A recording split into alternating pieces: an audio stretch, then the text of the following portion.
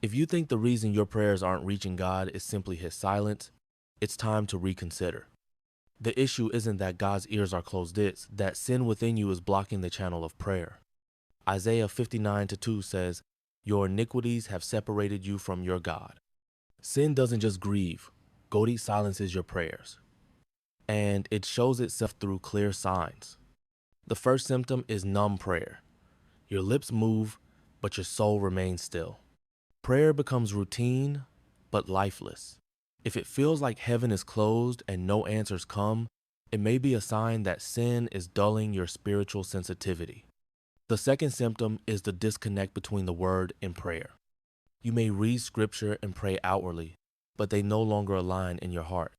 John 15:7 says, "If my words remain in you, ask whatever you wish."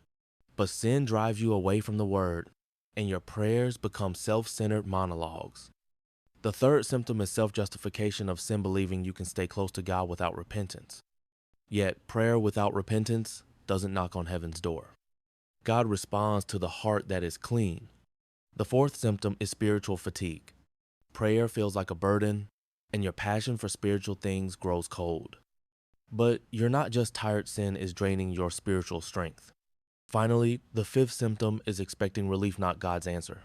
When prayer becomes a way to soothe your guilt rather than seek God's will, you've already compromised with sin. Prayer is a channel of grace, but sin is the wall that blocks it. If you feel like your prayers go unheard, it's time to confront the sin within.